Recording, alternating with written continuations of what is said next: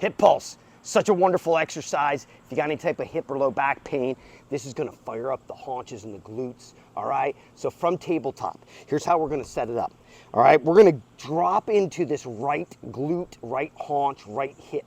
I'm gonna try to get this thigh bone and sit it as far back into that hip socket as I can, all right? I'm gonna do it with a single leg. So my left leg's gonna go straight back. This is how I like to set it up. And then my left leg straight back, my right ankle bone swivels in, right, from that knee. All right, that right ankle bone swivels in from the knee. Now what I'm gonna do is, I'm gonna sit back into this right hip socket.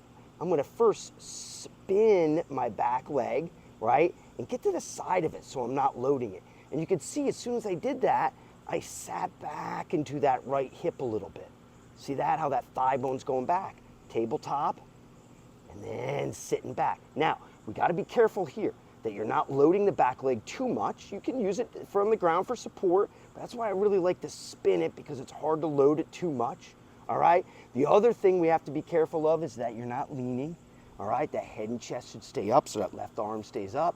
And this right hand can then go right on that right glute. Well, look what that does. It starts to open up that whole side, all right? My eyes should be forward, but because I'm looking at the camera, it's not, all right? So my eyes are forward. All right, we can see right here, and now you should be able to feel this, all right? Everything's pivoted into that right hip socket. My shoulder, my elbow, my spine, my head's over that right side, even that back leg.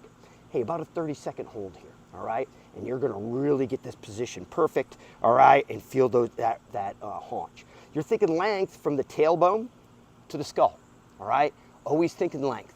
Now next is the pulse. So now the pulse, what we're gonna do is maybe just a ½ an inch or an inch. I'll just show you a little different angle here, right?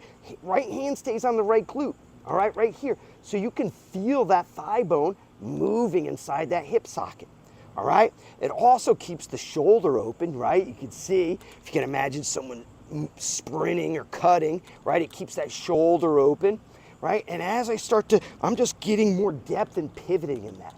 And so be careful that your chest doesn't drop and that you're not loading that back leg too much, all right? If you need it for support, by all means, but remember the main goal. Take this right thigh bone, get it back into that hip socket. And you can see as I start to get back into that, my elbow lifts, my shoulder lifts, right? My spine, my sternum, my head moves. Everything's sitting right back in there.